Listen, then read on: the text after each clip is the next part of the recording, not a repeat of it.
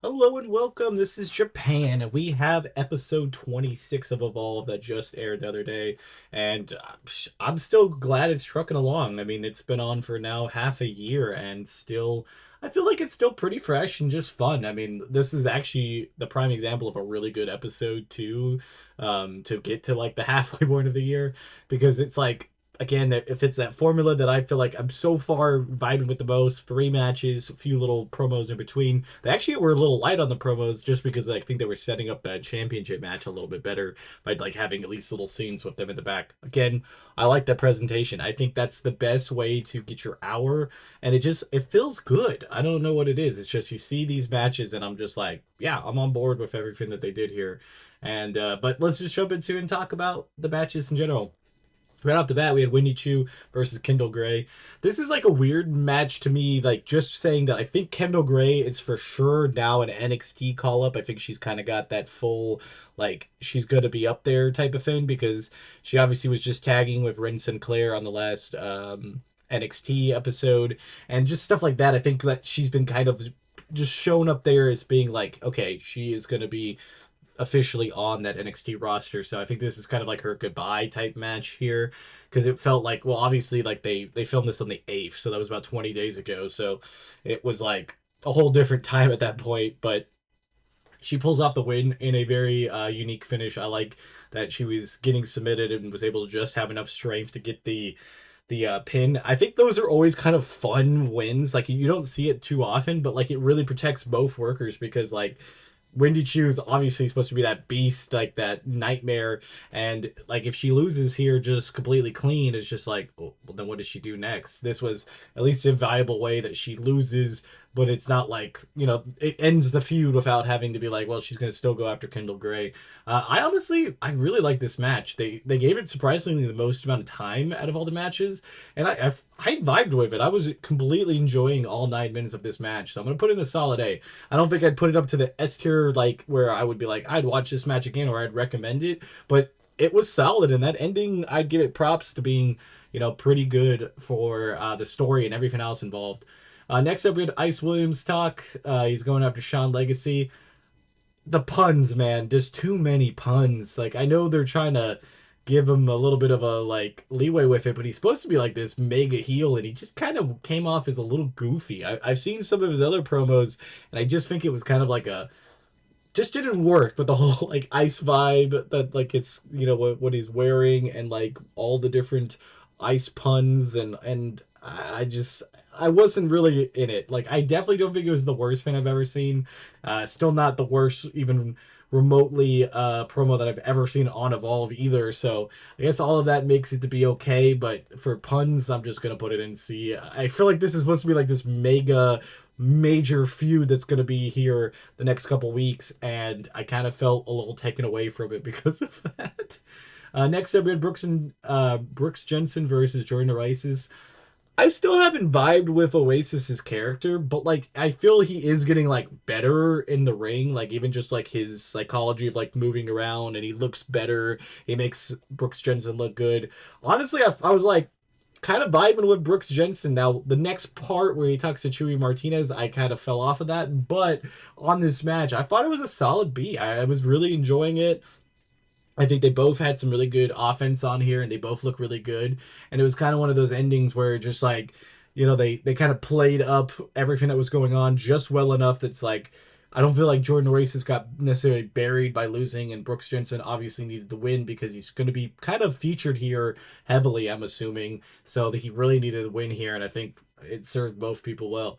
But then we get to the interview afterwards with Chewy Martinez, and I don't know what he was trying to do. Like, I felt like he tried a little too hard with his promo and just kind of like almost came off as a little goofy. Like, I don't know what it is with the promos on the men's side of things a lot of the times. They just try to act really, really tough, and it just comes off the opposite. I don't really feel like anything from this, and maybe it's just me. I don't know. I guess I'd have to throw it out to the comments below to see if anybody really feels that way. Like, I feel like the women have the promo stuff down pat, where like even if they just kind of have a generic promo, it fits. It's nothing crazy, nothing bad. But when the men have a promo, a lot of the times it feels kind of flat and kind of just overall eh.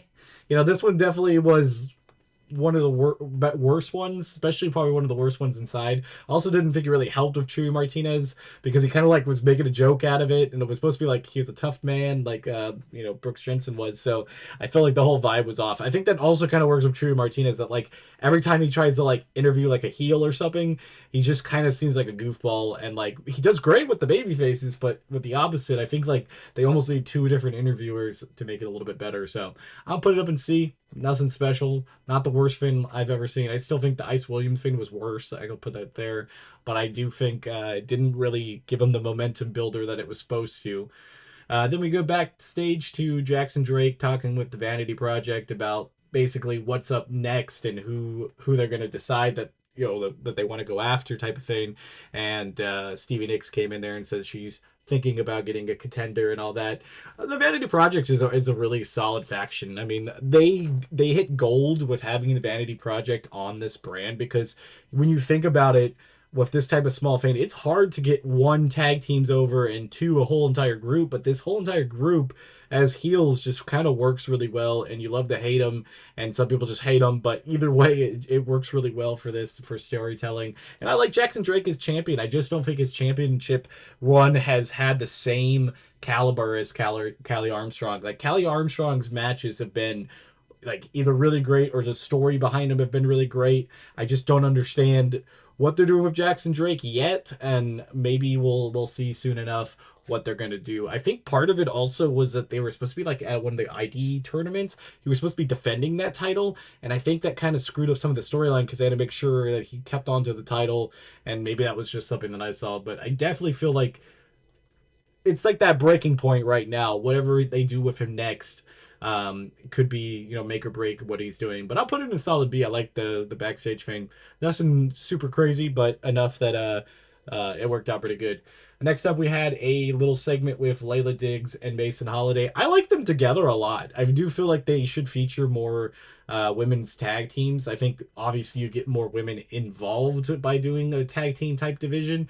I like these two. They have some pretty good chemistry and stuff. I still feel like slightly disappointed with Layla Diggs. Like after that first match she had such a great, amazing match, and then it felt like the matches since then have been good, but not up to that quality.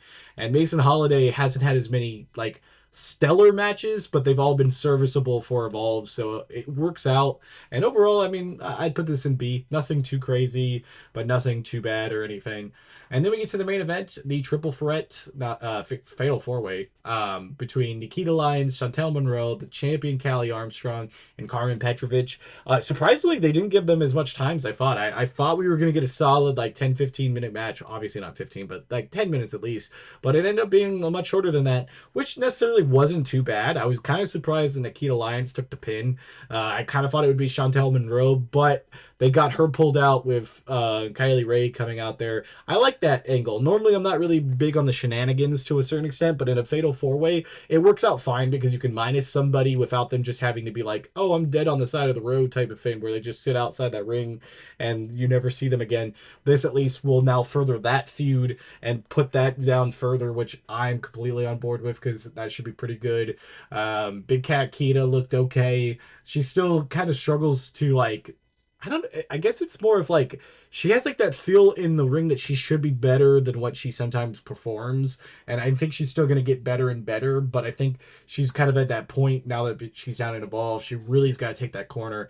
Callie Armstrong looked like $1,000,000. I mean, she always seems to go out there and do really well. I was kind of, when she originally won the title and going into like the original couple episodes, I wasn't 100% sure about her, but I think everything that I've seen here, I'm perfectly fine with her reign still going, and she had a good match.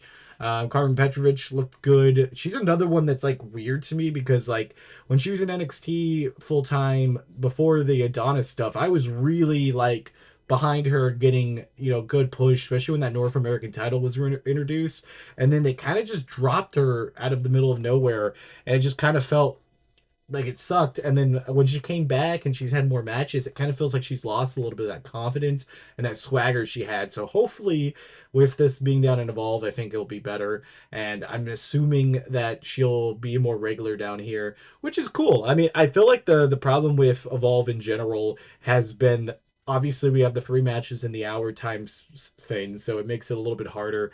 But like when there's so many people vying for time that like you just gotta make everything that you do has to be top tier, like, or at least for Evolve. And this match I definitely think was one of those prime examples of doing really good.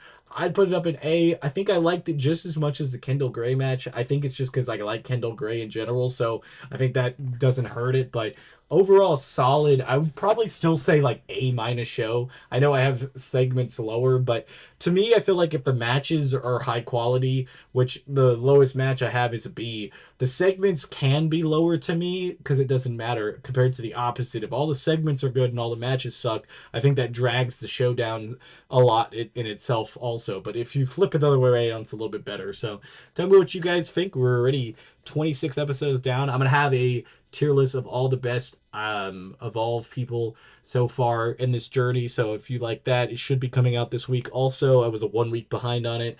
We have Clash at Paris predictions, all that jazz. So make sure you're checking out the channel for some new videos. Till next time, this has been Japan. Bye, guys.